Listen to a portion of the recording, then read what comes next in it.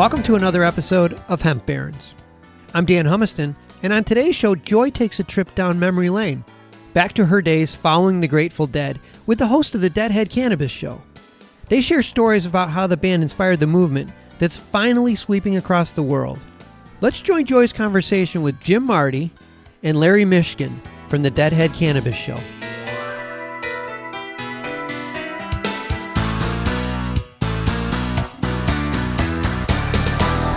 Well, welcome, Larry and Jim. Thank you so much for being with us today on Hemp Barons. Thank you. It's a pleasure to be here. Yes, thank you very much. Well, we've got two of you on here, so I'm going to do my best to direct questions so we don't talk too much over one another. But I'm very excited to do this show today because you, of course, you two gentlemen, also have a show on the MJBulls menu of podcasts called the Deadhead Cannabis Show. And as a hardcore Deadhead myself, it's just wonderful to be able to do this with you. And of course, you, Larry Mishkin, are an attorney, Yes. counsel at Hoban Law Group, based in Chicago. So very excited to talk about some cannabis law and policy, particularly as it relates to hemp with you and the Grateful Dead. Sure. And Jim Marty, you're a CPA with Bridge West out of Longmont, Colorado, a place that we all know and love so much. We've got highbrow, professional, educated, Deadhead podcasters on the line, and it's really fantastic. I want to first start with you, if I could, Jim. When did you first discover hemp, first of all? When did the awareness of hemp come into your world? Oh, I think it was the summer of 2016. We got our first hemp farmer client.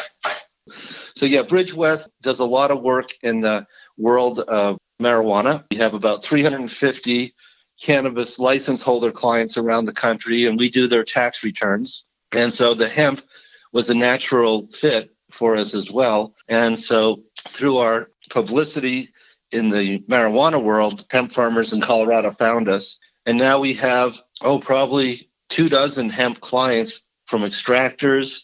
We have people selling their product all over the world through the internet, various CBD and hemp products. And we have quite a few farmers. In fact, on Sunday, I went out to the country to visit one of my friends/clients and looked at 250,000 pounds of shredded hemp in a barn in white plastic bags, very large plastic bags that would hold the whole person. Each bag weighed about 250 pounds.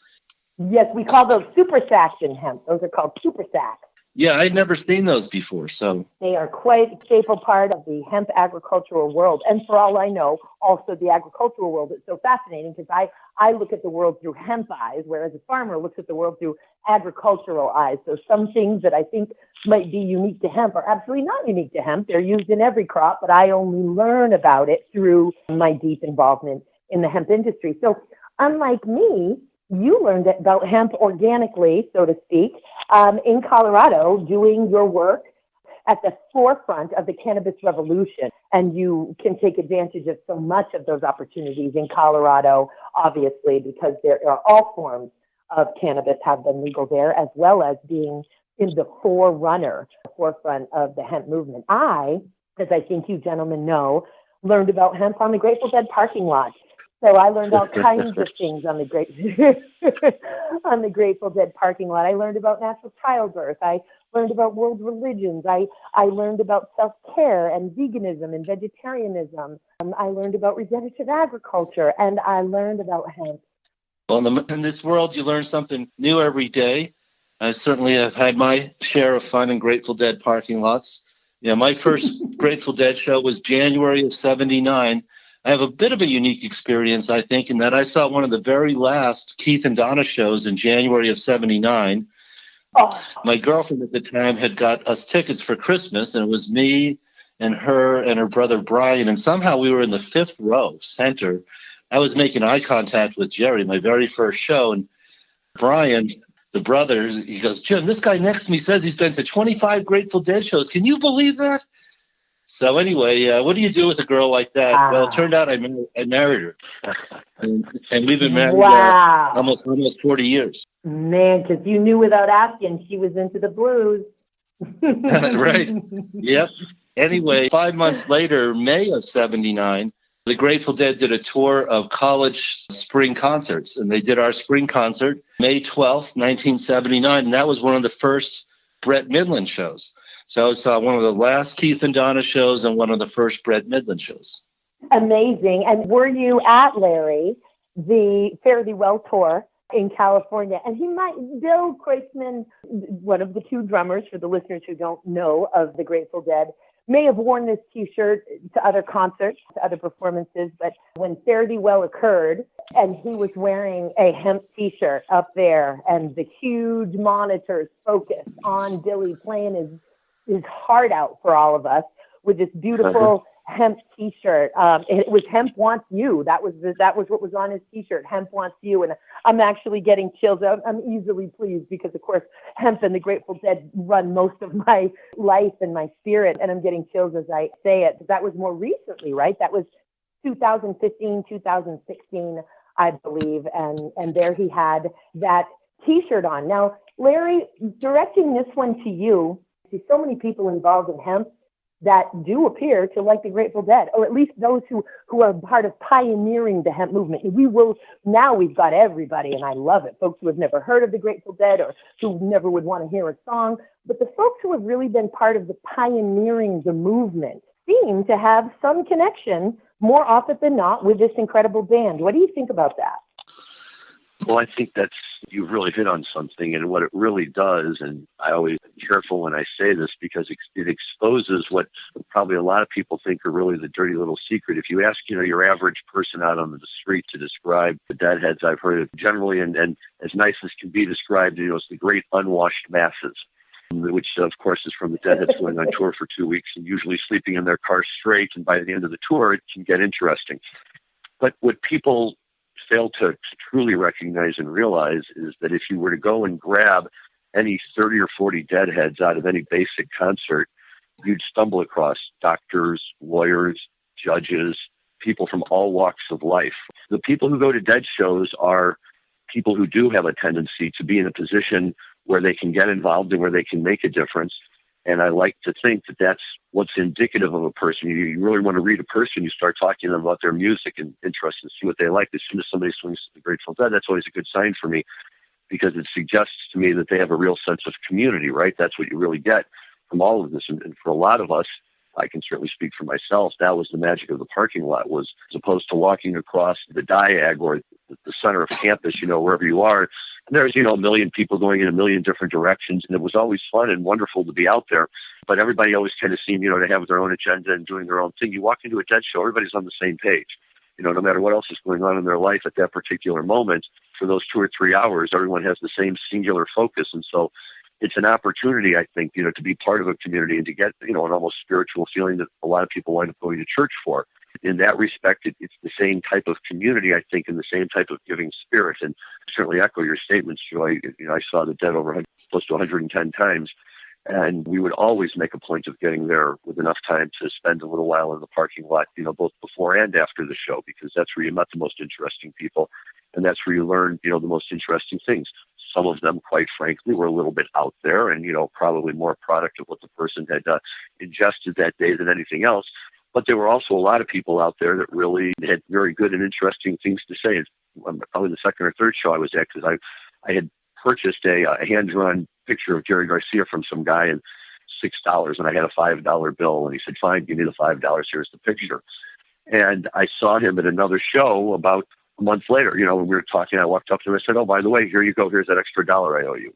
And he was like, "Oh, cool, man. I wasn't worried." And it occurred to me, this is just that kind of a community where you can be dealing with anybody and they all treat you like family and treat you the same. And it's a good environment. It's a very fertile ground for these types of ideas to be passed along. And certainly there's a long and strong connection between Grateful Dead and marijuana and cannabis as well.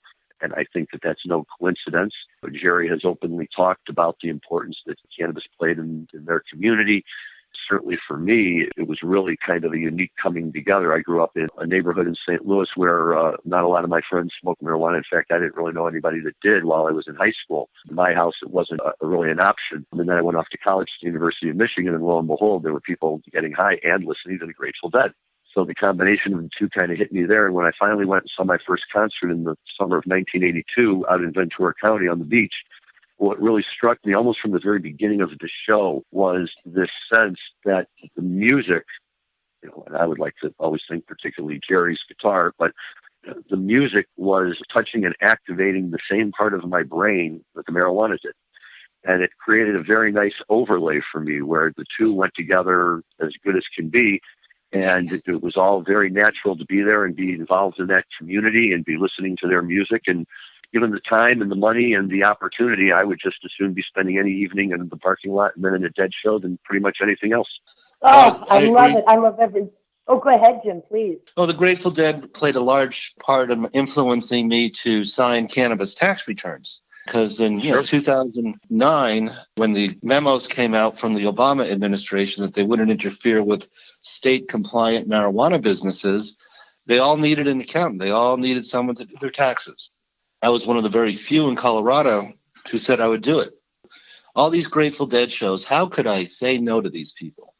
Wow, and so amazing to really understand that inspiration, that tribal community, and Larry, that's really what you're describing. You're describing a tribe, and that's the way it really felt for me being on Dead Shore. It was a tribe, and we would, now I get to see all the same people from hemp conferences, and I even actually very recently have said, man, I used to get to hang out and do great work and have fun with everybody based on music and the Grateful Dead, and now I get to see everybody and travel around and do great work with everybody based on hemp. And but yet it is the Grateful Dead that, propelled us all forward. And Jim, we're talking about chopping the wood and carrying the water for building the infrastructure to liberate the world's most versatile, valuable plant that meets every need of humanity and every living being.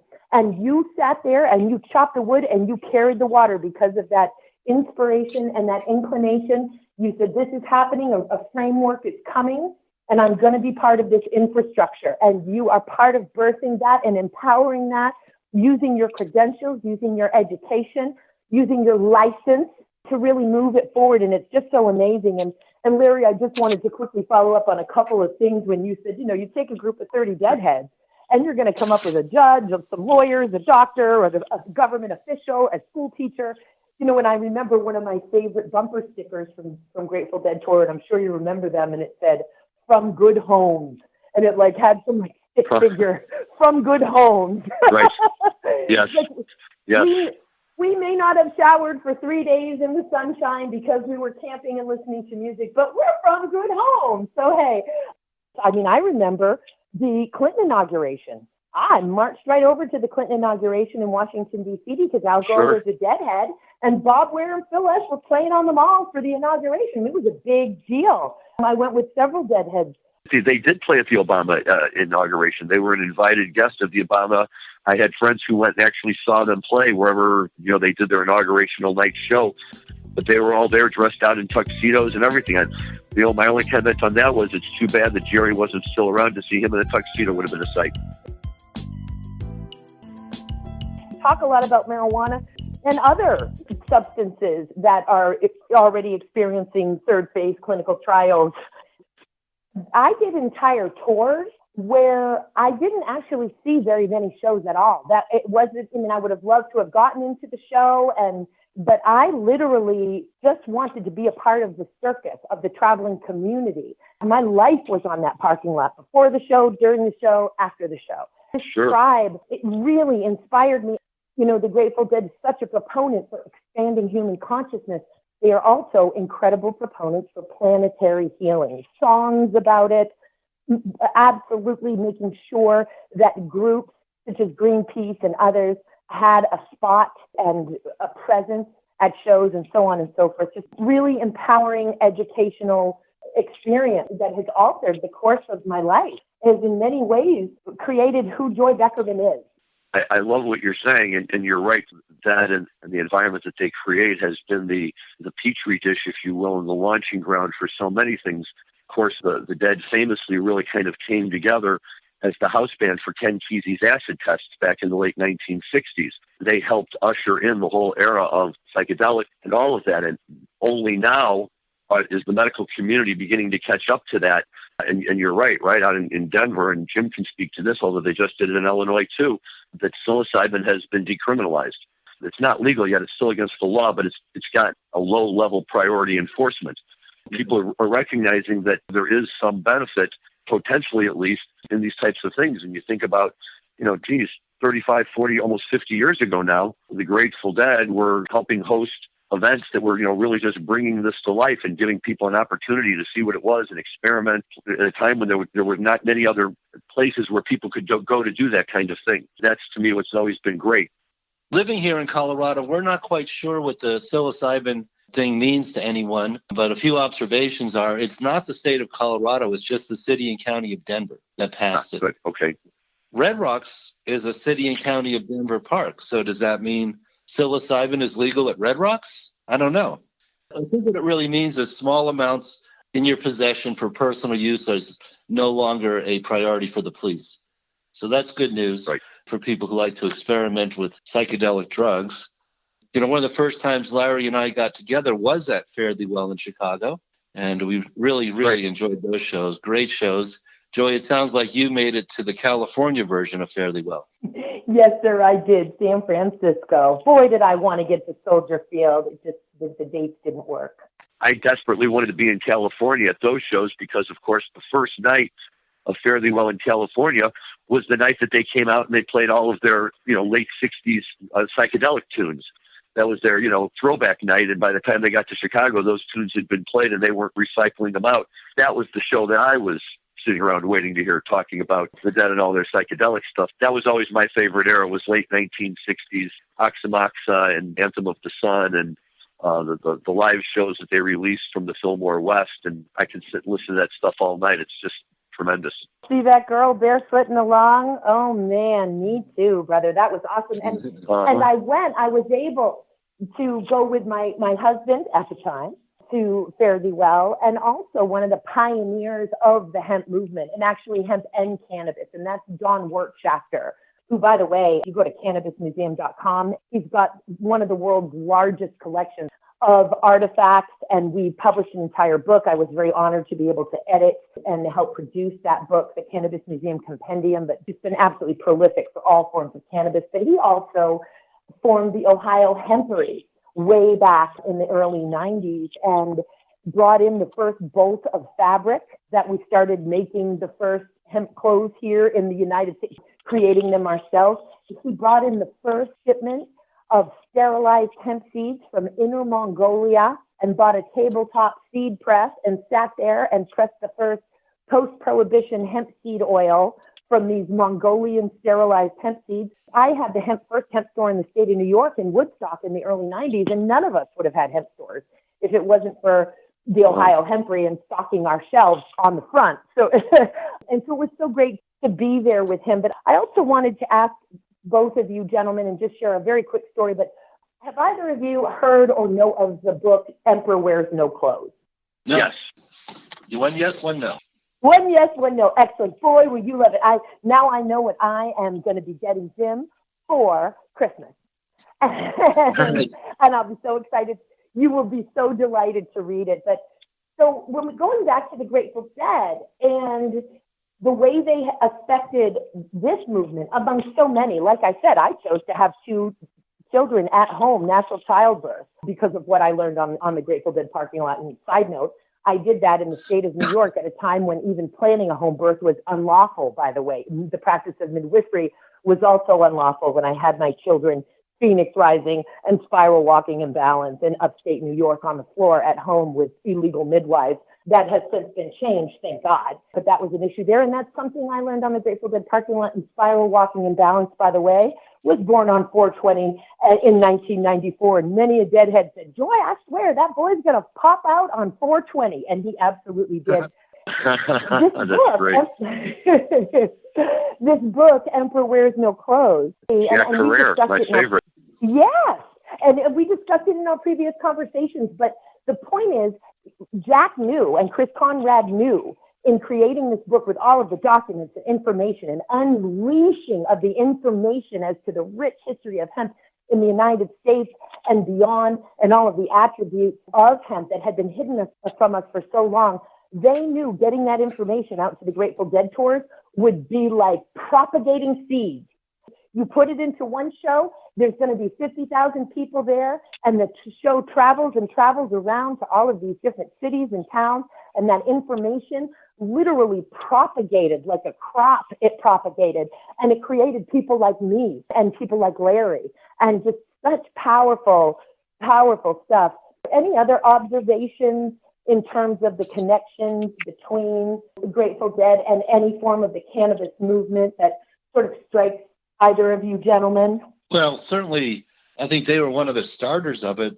Before the Grateful Dead, hardly anybody smoked cannabis, maybe a few beatniks in Greenwich Village. But it was the Grateful Dead who made it really part of their shows, to where, at Grateful Dead concerts, there was always joints being passed around. I think they had a lot to do with, the common usage of marijuana that started in the 60s and 70s. And by the time we got to college, in the evening in the dorms, the smell of marijuana was in the hallways of the dorms.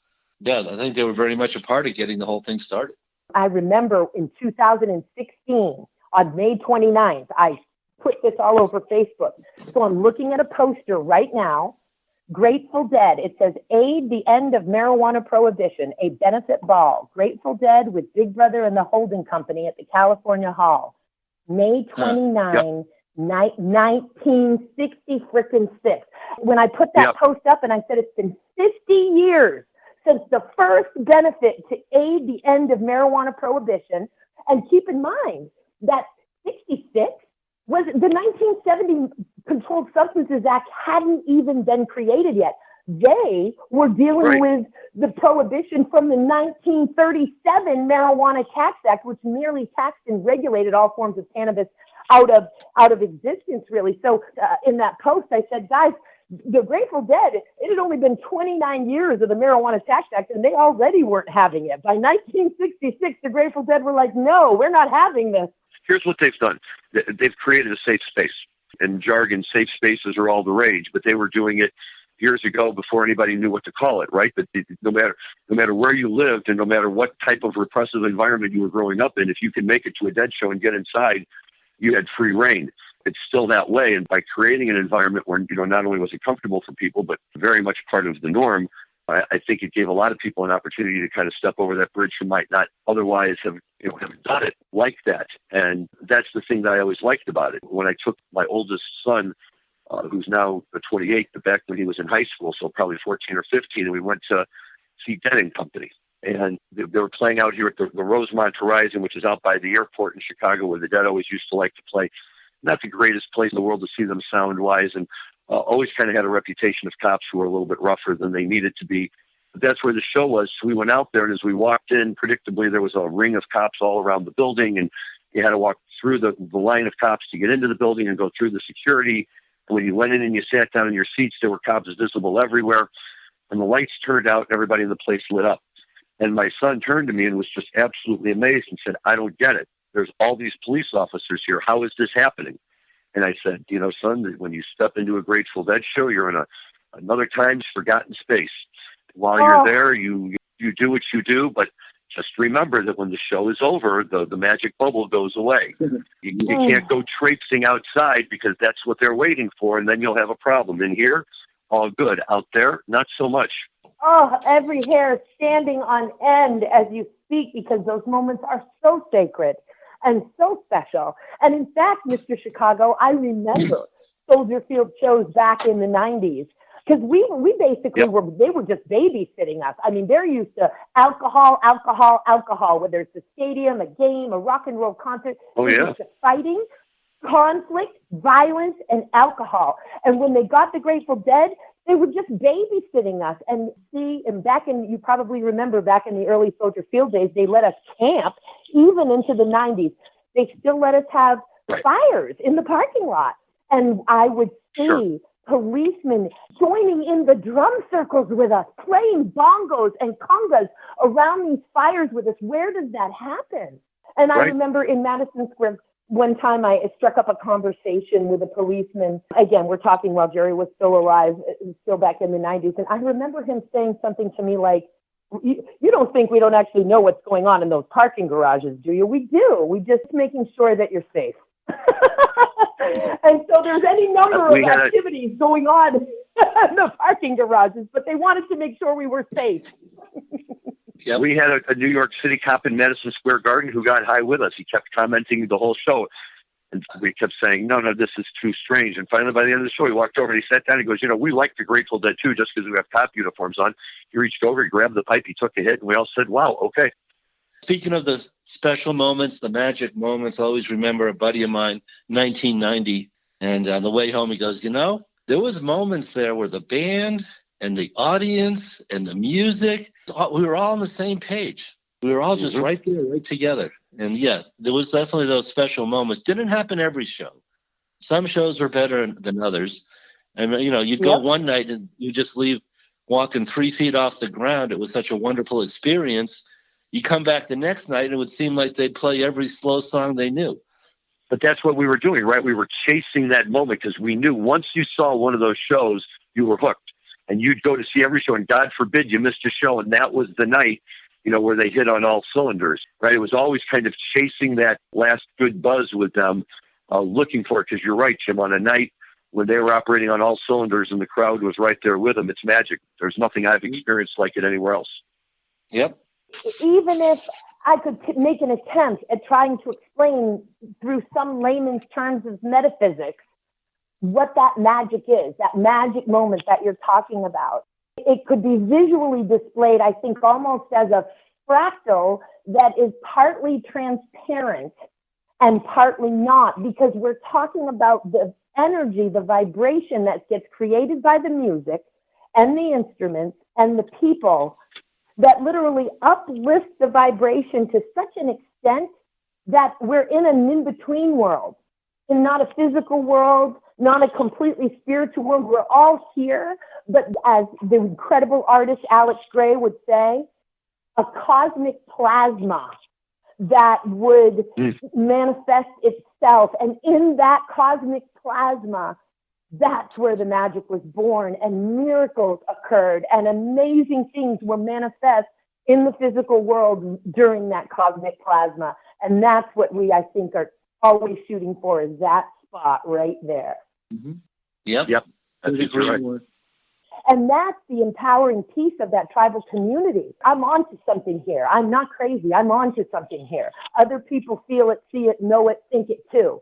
And all of that empowerment and all of that tribal community is what brought me to a place of comfort and bravery. I never saw it that way, as courageous or brave or blah, blah, blah. People would just say, you're crazy. But no, I must not be crazy, because I just came from a concert with 50,000 people. Then I guess they're all crazy too. Excellent. It is great. Great stuff. For all of the work that you do in law, Larry Mishkin, and the way that you empower people, just so grateful for it. So grateful of the contributions you make to your community through your work. And Jim, I really can't say enough for you to be able to sit there and have done income tax returns for people when 280E, and just being able to get a professional service provider to even look at you, give you the time of day, much less dare to associate their license with your tax return. That was brave. That was courageous. And thank you so much for being a part of building that infrastructure. And I'm so glad that you've got quite a healthy little practice now. Yeah, well, we're actually a national firm now. I got acquired a couple years ago, so. Bridge West really is a bridge, no doubt about it. And Larry Hoban Law Group, I mean, I don't know if it gets more heroic of a law firm for all forms of cannabis, empowering, but not just serving clients, as you well know.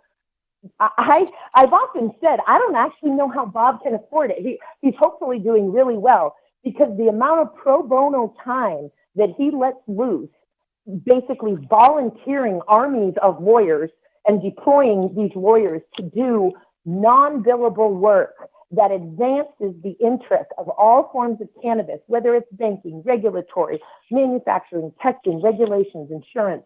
It is just some of the most important work in the world. And Larry, thank you so much for being a part of it, brother. Well, I really appreciate that. I really do. The Hoban Law Group is a special place. I practiced in a large firm in Chicago for almost 10 years, and then I was out on my own for almost another 20. And I swore to anybody who would listen that I would never have anything to do with a law firm again. And then I met Bob. We met, and I loved it because we could talk marijuana. We could certainly talk Grateful Dead. He talks it like nobody's business. And we really hit it off. He explained this concept of national coverage that he was doing. But the thing that really drove the point home to me was the first time we had a firm-wide meeting, and I came home and announced to my wife that I had never been in a group of lawyers that large before without being able to identify the asshole.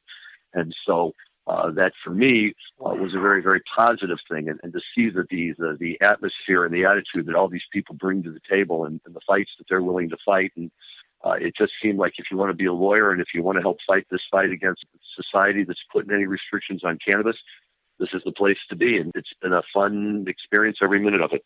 Oh, it's so fantastic. Well, I can't wait to meet both of you gentlemen in person. And Jim, I think it's going to be sooner rather than later for you and I, because I'm part owner and senior advisor to Colorado HempWorks, that post-prohibition hemp grain processing facility right there in Longmont. So I'll be reaching out to you. And Larry, I can't wait to meet you in person, brother. And I hope we get to do this again. I'm so grateful. I have to keep saying that word because I am, but no pun intended, and also every pun intended. I'm so grateful for your participation today on the show. I agree, and I think we would be remiss if we didn't give a special thank you and shout out to our producer, Dan Humiston, who was really the link that brought all of us together and made the introduction. And Dan's been wonderful for me to work with over the years, and I really appreciate that. And this is just another great connection that he's helped me make. So thank you, Dan. Yes, I agree. Thank you very much, Dan. Great job. God, talk about chopping the wood and carrying the water and building infrastructure. Dan is the epitome, a lightning rod for that. So bravo, here, affirmed. Thank you, Dan. Well, absolutely. Gentlemen, again, thank you for all the work that you do. Thank you for carrying the torch and the spirit through the work that you do in your communities. And I'll be looking forward to our next encounter. Fare thee well. Fare thee well indeed. Thank you so much.